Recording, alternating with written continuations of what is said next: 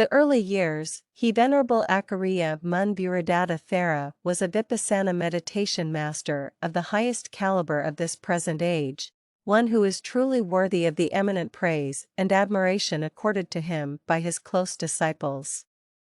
He taught the profound nature of Dhamma with such authority and persuasion that he left no doubts among his students about the exalted level of his spiritual attainment. His devoted followers consist of numerous monks and laity from virtually every region of Thailand. Besides these, he has many more devotees in Laos, where both monks and lay people feel a deep reverence for him. His story is truly a magnificent one throughout, from his early years in lay life through his long endeavor as a Buddhist monk to the day he finally passed away. Nowadays, a life of such unblemished excellence is harder to come by than a load of precious gemstones. Ãcariya Mun was born into a traditional Buddhist family on Thursday, January 20, 1870, the year of the goat. His birthplace was the village of Ban Kambong in the Kongjiam district of Ubon Ratchathani province. His father's name was Kamduang, his mother's June, and his family surname Kenki. He was the eldest child of 8 siblings, though only 2 of them were still alive when he passed away. A child of small stature with a fair complexion, he was naturally quick, energetic, intelligent, and resourceful. Biography of Ãcariya Mun. At the age of 15 he ordained as a novice in his village monastery where he developed an enthusiasm for the study of Dhamma, memorizing the texts with exceptional speed. A young novice of affable character, he never caused his teachers or fellows any trouble. 2 years into his new way of life his father requested him to give up the robes, and he was required to return to lay life in order to help out at home. However, his fondness for the monk's life was so pronounced that he was certain he would ordain again someday. His good memories of life in a monk's robes never faded. Thus, he resolved to enter the monkhood again as soon as possible. This strong sense of purpose was due, no doubt, to the power of that indomitable faith, known as saddha, which was such an integral part of his character. When he reached age 22, he felt an urge to ordain as a monk. So, for that purpose, he took leave of his parents. Not wanting to discourage his aspirations, and having also kept the hope that their son would ordain again someday, they gave their permission. To this end, they provided him with a complete set of a monk's basic requisites for his ordination. On June 12, 1893, he received his bhikkhu ordination at Wat Layap Monastery in the provincial town of Ubon Ratchathani. His upajjhaya was the Venerable Ariyakawi, his Kamavakariya was Fra Krusitha, and his Anusasana Acariya was Fra Kru Prajuka Bongkhun. He was given the monastic name Bhūridatta. After his ordination, he took residence at Wat Layap in Acariya Saw's Vipassanā meditation center. When Ãcariya Mun first began practicing Vipassana at Acariya Saw's center, he meditated constantly, internally repeating the word Buddha. The recollection of the Buddha, as he preferred this preparatory Dhamma theme above all others. In the beginning, he failed to experience the degree of calm and happiness that he expected, which caused him to doubt whether he was practicing correctly.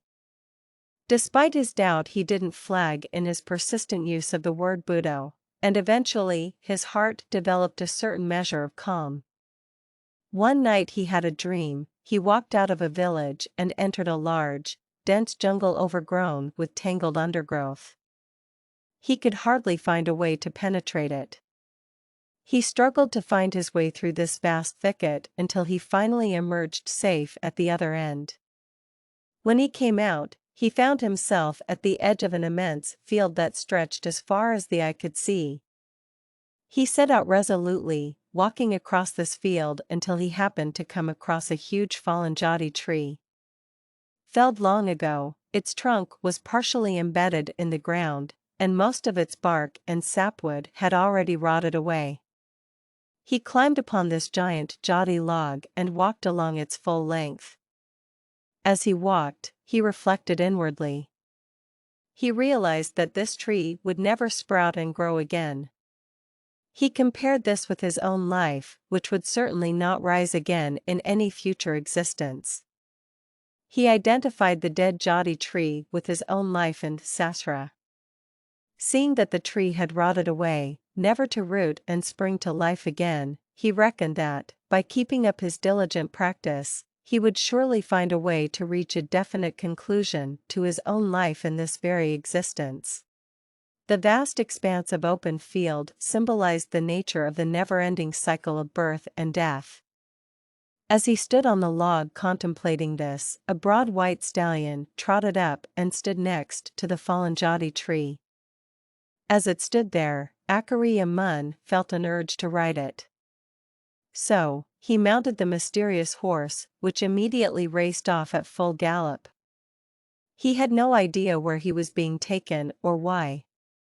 The horse just continued galloping at full speed without showing any obvious sign of direction or purpose. The distance it traveled across the vast field seemed immeasurable. As they strode along, Ãcariya Mun saw a beautiful Tipitaka cabinet in the distance, adorned with exquisite silver trim. Without guidance, the horse led him directly to the enclosed bookcase, and came to a halt right in front of it. The moment Ãcariya Mun dismounted with the aim of opening the cabinet, the white stallion vanished without a trace. As he stepped towards the bookcase, he noticed that it was standing at the very edge of the field with nothing in the background but more of the dense jungle, entangled and smothered with undergrowth. He saw no way of penetrating it.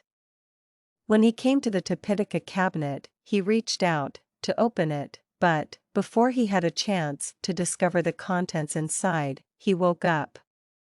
This was a dream nimitta, an omen confirming his belief that if he persevered in his efforts, he would undoubtedly discover a path for attaining what he sought. From then on, with renewed determination, Ãcariya Mun meditated intensively, unrelenting in his efforts to constantly repeat Buddha as he conducted all his daily affairs.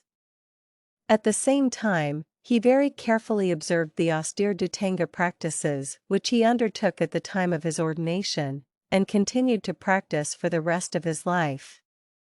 The Dhutangas he voluntarily undertook were, wearing only robes made from discarded cloth, not accepting robes directly offered by lay supporters, going on alms round every day without fail except those days when he decided to fast, accepting and eating only food received in his alms bowl, never receiving food offered after his alms round, eating only one meal a day, never eating food after the one meal, eating only out of the alms bowl, never eating food that is not inside the one vessel.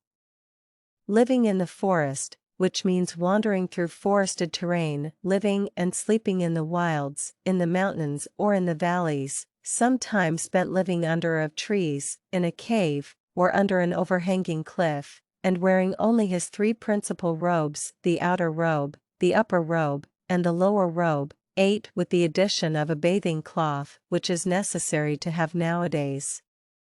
Canopy. Ãcariya Mun also observed the remainder of the 13 Dhutanga practices when circumstances were convenient, but he upheld the above 7 routinely until they became integrated into his character.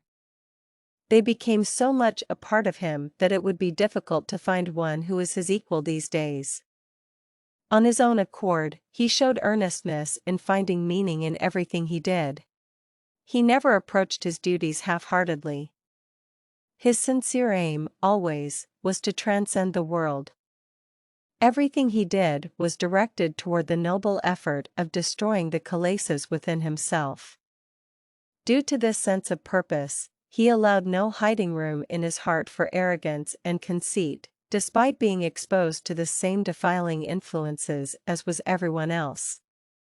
In one respect, he differed markedly from the average person. Instead of allowing his mind free rein for the kilesas to trample all over, he always put up a fight, attacking them at every opportunity. Later, when he felt confident that he had developed a sufficiently solid foundation in his meditation, he investigated the dream nimitta. Turning his attention to the dream, he analyzed it until he gradually comprehended its full meaning. He saw that ordaining as a monk and practicing the Dhamma properly was equivalent to raising the level of the citta beyond the poisons of the world. The dense, entangled jungle, where dangers of every kind await to ambush, was the analogy for the citta, a repository of pain and misery. The citta must be lifted until it reaches the vast, wide-open expanse, a sphere of ultimate happiness and freedom from all fear and concern. The majestic white stallion symbolized the path of practicing Dhamma. He rode the horse as the means of transport to the realm of complete contentment, where he encountered the beautiful Tipitaka cabinet with an exquisite design. Able only to look upon it, he lacked the spiritual perfection necessary to secure the cabinet's opening and admire its library to his heart's content, a feat accomplished only by one who has acquired Katupaisambhita. A person endowed with this fourfold knowledge is renowned throughout the three worlds for his brilliant wisdom and his comprehensive knowledge of teaching methods, extensive as the sea and sky. Such a one is never at a loss when teaching devas and humans. Because Ãcariya Mun lacked a sufficiently high level of spiritual perfection, he was denied the opportunity to open the cabinet, and had to be content with simply admiring its beauty. Consequently, he would attain only the level of Padasambhadanussas.